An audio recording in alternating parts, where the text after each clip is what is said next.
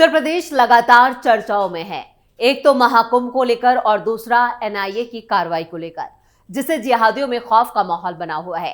तो बिना किसी देरी के चलिए आपको पूरी कहानी बताते हैं और समझाते हैं कि आखिर किस मामले में 28 लोगों को दोषी माना गया है।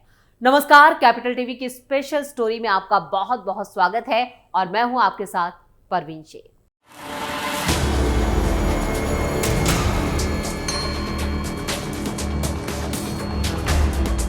एनआईए के एक्शन से जिहादियों में खौफ है, क्योंकि 28 लोगों को एनआईए ने दोषी करार दिया है। दरअसल कासगंज में चंदन गुप्ता हत्याकांड मामले में एनआईए कोर्ट ने 28 आरोपियों को दोषी माना है। 2 आरोपियों को बरी कर दिया गया है। यह सुनवाई उत्तर प्रदेश के लखनऊ एनआईए कोर्ट में 2 जनवरी 2025 को हुई है। इन 28 आरोपियों को 3 जनवरी 2025 को सजा सुनाई जाएगी। चंदन गुप्ता हत्याकांड में इस फैसले को लेकर लंबे वक्त से परिवार इंतजार कर रहा था। चंदन गुप्ता की हत्या मुसलमानों ने 26 जनवरी 2018 को कर दी थी, जब वो एक तिरंगा यात्रा में शामिल थे।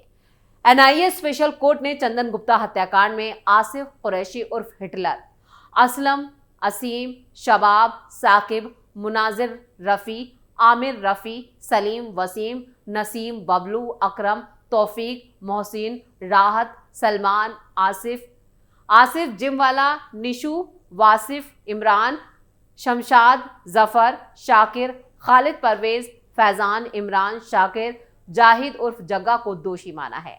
इन्हें हत्या समेत कई धाराओं में कोर्ट में दोषी ठहराया है। इन्हें 3 जनवरी को सजा सुनाई जाएगी। गणतंत्र दिवस के दिन चंदन गुप्ता बाकी युवाओं के साथ कासगंज में एक बाइक रैली निकाल रहे थे। ये बाइक रैली तिरंगों के साथ निकाली गई थी। जब ये रैली राजकीय बालिका इंटर कॉलेज के पास पहुंची तो यहीं पर मुस्लिम युवकों ने हमला कर दिया। मुस्लिम युवकों ने हिंदुओं पर फायरिंग की और पत्थर बरसाए। चंदन गुप्ता को निशाना बनाकर गोली मारी गई, जिसके चलते उनकी जान चली गई। इसके बाद कासगंज में काफी हिंसा हुई। मामले में वसीम, नसीम समेत कई आरोपी पुलिस ने पकड़ लिए थे। इनमें से एक को छोड़कर बाकी को जमानत भी मिल गई थी। मामले में 7 साल बाद चंदन गुप्ता के परिवार को न्याय मिलने जा रहा है। इस बीच चंदन गुप्ता का परिवार आर्थिक और मानसिक रूप से जूझता रहा। उनके घर में सुरक्षा को लेकर चिंताएं भी रहीं। उनके परिवार से किए गए कई वादे भी नहीं पूरे हुए। परिवार को किया गया नौकरी का वादा भी आधा अधूरा रहा और यहां तक कि उनके परिवार पर दबाव भी बनाया गया। केस खत्म करने तक के ऑफर दिए गए थे। चंदन गुप्ता के पिता सुशील गुप्ता ने मीडिया को बताया कि चंदन की हत्या के बाद करीब 1 साल तक मेरे परिवार को पुलिस सुरक्षा मिली थी। बाद में यह हटा ली गई। मेरा बड़ा बेटा विवेक गुप्ता इस केस का गवाह है। पहले वो मेडिकल रिप्रेजेंटेटिव की नौकरी करता था, लेकिन अब हमने डर से उसकी नौकरी छुड़वा दी है। हमें कई बार धमकियां भी मिली। अब घर के खर्चों की पूरी जिम्मेदारी अकेले मेरे ऊपर है। मैं एक प्राइवेट अस्पताल में कंपाउंडर हूं। एक बेटी की शादी की भी जिम्मेदारी है। सुशील गुप्ता ने बताया था कि चंदन की हत्या में आरोपी 29 नामजदों में से सिर्फ 28 जेल से बाहर आ चुके हैं। हाईकोर्ट से इन सब को जमानत मिल गई है। सुशील गुप्ता ने बताया था कि आरोपी आर्थिक तौर पर मजबूत हैं, इसी वजह से उन्हें मुकदमा लड़ने में सहूलियत है। गुप्ता ने कहा था कि कासगंज कोर्ट में जब सुनवाई होती थी तो हमारी तरफ से 3 से 4 लोग होते थे, जबकि आरोपियों की तरफ से 100 से 200 लोग जमा हो जाते थे। वो दबाव बनाने की कोशिश करते थे, इसलिए हमने अपने पैसे से हाई कोर्ट में मुकदमा लड़ा और केस लखनऊ ट्रांसफर करवाया। अब हम पैरवी के लिए लखनऊ बिना सुरक्षा के जाते हैं। सुशील गुप्ता के मुताबिक चंदन की हत्या के केस में आधे दर्जन से ज्यादा गवाह थे, लेकिन अब एक आध को छोड़ अन्य गवाही देने से पीछे हट रहे हैं। अब उनका ही बेटा चश्मदीद गवाह बचा है, इसलिए परिवार उसकी सुरक्षा को लेकर भी चिंतित रहता है। सुशील गुप्ता इस मामले में लोग इस बातचीत में भावुक भी हो गए थे। रोते हुए उन्होंने बताया कि चंदन के ना रहने के बाद वादों की झड़ी लगा दी गई थी। मेरी बेटी को सरकारी नौकरी और शहर के एक चौराहे का नाम चंदन के नाम पर रखने की बात कही गई थी। मेरी बेटी एमएससी की पढ़ाई पूरी कर चुकी है। उसको ब्लॉक स्तर पर एक नौकरी दी गई है, जो 5 महीने बाद खत्म कर दी गई।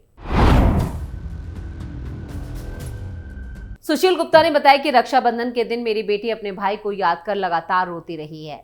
उस दिन दुख में हमारे घर में खाना नहीं बना। बहन ने अपने भाई की फोटो के आगे राखी और मिठाई भी रखी हुई है। चंदन की माता अक्सर उस दिन को याद करते हुए बीमार पड़ जाती हैं। सरकार ने तब हमें 20 लाख रुपए की मदद की थी। वो तो पैसे इस केस की पैरवी और आरोपियों को सजा दिलाने में ही काम आ रहे हैं।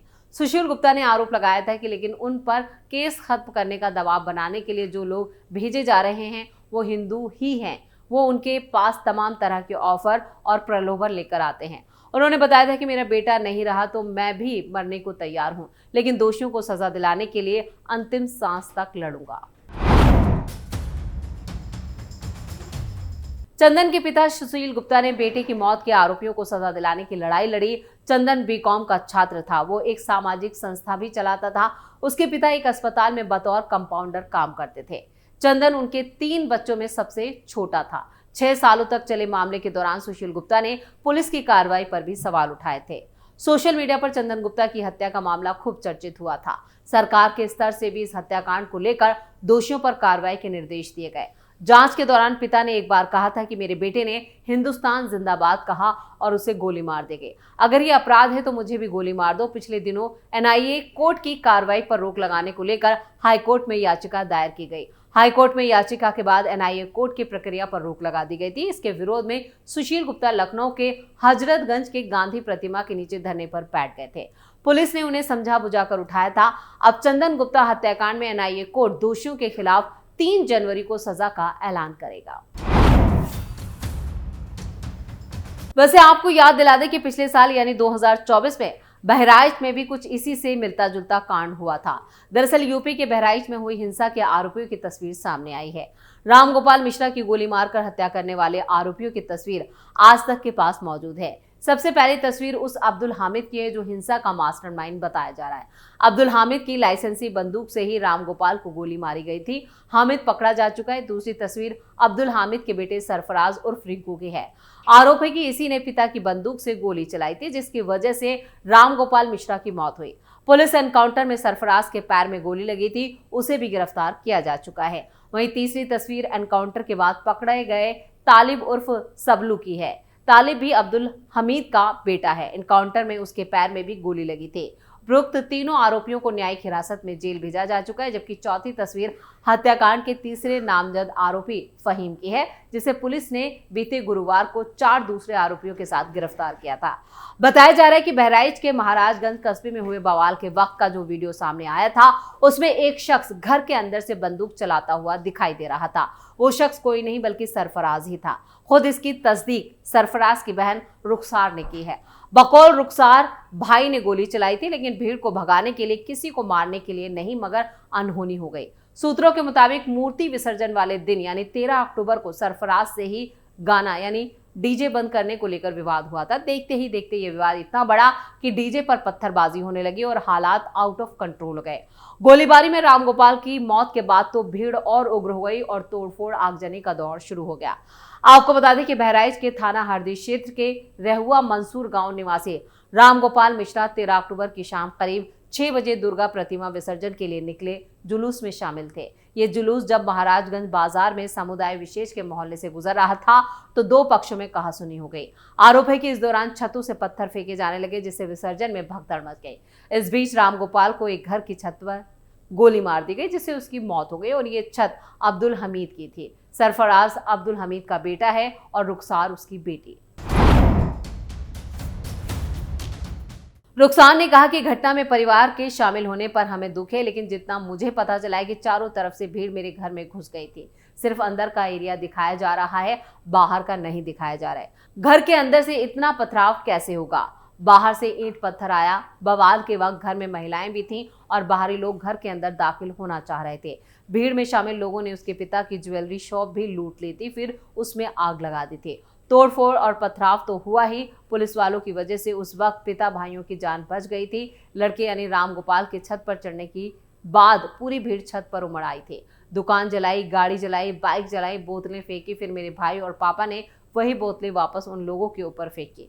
मेरे परिवार ने आंगन से गुहार भी लगाई कि हमें बचा लो, ये भीड़ हमें मार देगी। लेकिन ये सब कुछ नहीं दिखाया जा रहा है। इसके ठीक के बाद मेरे भाई ने पहले हवाई फायर किया, जिससे भीड़ कम हो जाए। रुखसार का कहना है कि वो लड़का रामगोपाल जो ऊपर चढ़ गया था, आंगन में आने की कोशिश कर रहा था, जबकि घर में महिलाएं भी थी, जिसके बाद अपने बचाव में मेरे भाई ने गोली चलाई। अगर प्लान तरीके से किया होता तो आप खुद सोचिए कि किसी को मारकर परिवार कैसे बच सकता था। क्या गोली मार नहीं आखिरी सॉल्यूशन था? इस सवाल के जवाब में रुखसार ने कहा कि मृतक को कई गोलियां लगी हैं, करंट लगा, ये सारी चीजें गलत हैं। 1500 की भीड़ जब एक घर में हमला करेगी तो वो इंसान क्या करेगा अपने बचाव में।